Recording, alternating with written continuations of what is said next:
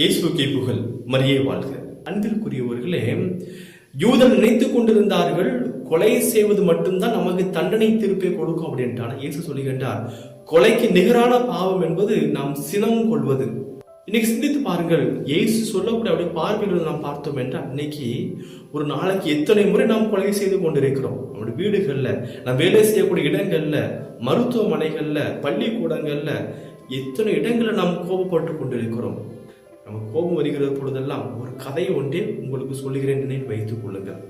ஒரு முறை ஒரு துறவி ஒருவர் தியானம் செய்வதற்காக படகு எடுத்துக்கொண்டு அவர் நதிக்கு செல்கின்றார். அவர் நதியினுடைய நடுவில் அவர் தியானம் செய்து கொண்டிருக்கிறார்.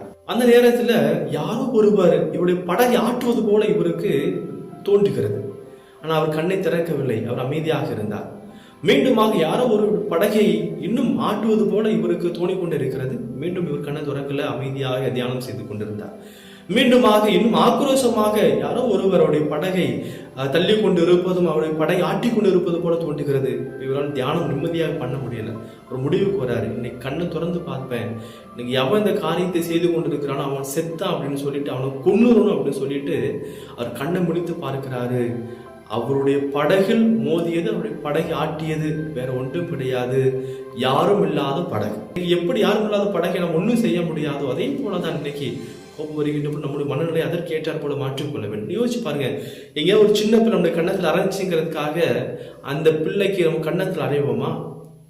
அறைய மாட்டோம். நம்முடைய எண்ணத்தை மாற்றிக்கொள்வோம். சிறு பிள்ளை இதுக்கு என்ன தெரிய போகுது, அல்லது இந்த சிறு பிள்ளை இதை அடிச்சு அந்த வலிக்கையா போகுது, இந்த சிறு பிள்ளை தெரியாம செஞ்சிருக்க எத்தனை காரணங்கள் சொல்லி அதை நம்ம மன்னிக்கிறோம். அதே போலதான் நமக்கு கோபம் வருகின்ற பொழுதும்